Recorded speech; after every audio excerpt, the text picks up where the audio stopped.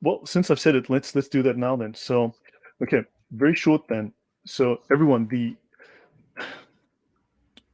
Sharia is the will of Allah, the law of Allah, but also the law of Muhammad. We did cover some of the Sharia last week.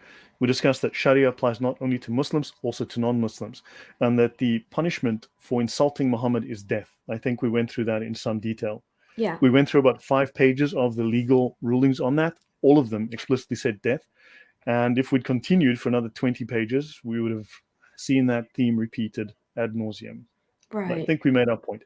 This book is the most common, the most popular, and the most available, the most read Islamic law manual in the world. This is from the Shafi'i school. However, the schools all share roughly 75 to 80% of their rulings are identical. The 1/5 or so where they differ, these are things that are not fundamental to the religion. They don't affect the doctrine. These are merely cosmetic. Okay, this is called Mhm. Reliance of the Traveler.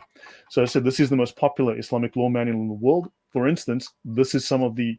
So have a look here. We've got marriage, 506. So there's like 50 pages on marriage, divorce. If you look at things like prayer, sorry, you'll see 120 pages of information on prayer, how to pray. Wow. You'll notice the Quran does not contain, for instance, the 5 daily prayers, Yeah. nor does it teach you how to pray.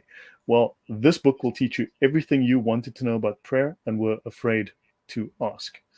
Okay, let's go, for instance, let me think, the prayer. So let's go to.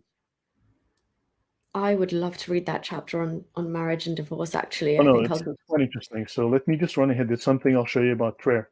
Mhm. For instance, ISIS. People say ISIS is not Islamic, right? That they're extremists. Well, um, I did cover that last week, and I will try to touch on that since you've asked. But they are they effectively there's a range of permissible worship within Islam called rukhsa and azima. The differences between the 4 schools of fiqh that is encapsulated in a doctrine called ikhtilaf, just meaning Mhm. difference, right? And this was harmonized by a scholar called Ash-Shar'ani in his book, The Mizan al-Kubra, The Great Balance of the Supreme Scales.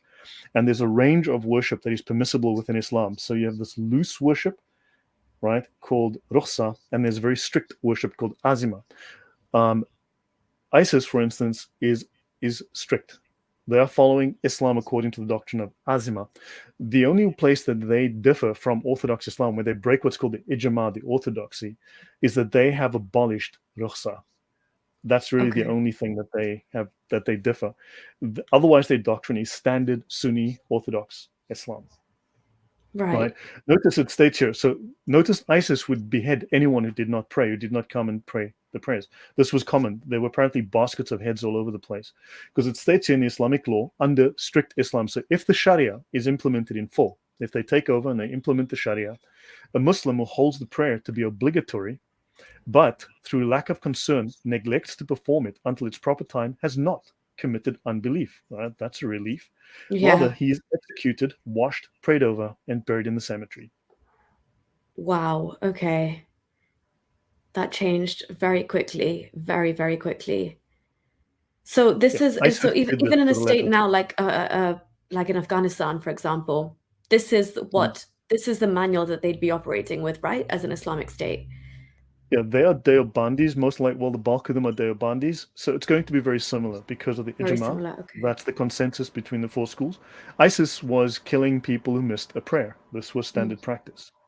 And this is Yeah. why. This is, for instance, um, there's another reference I want to find. There's a lot of information on the prayer here.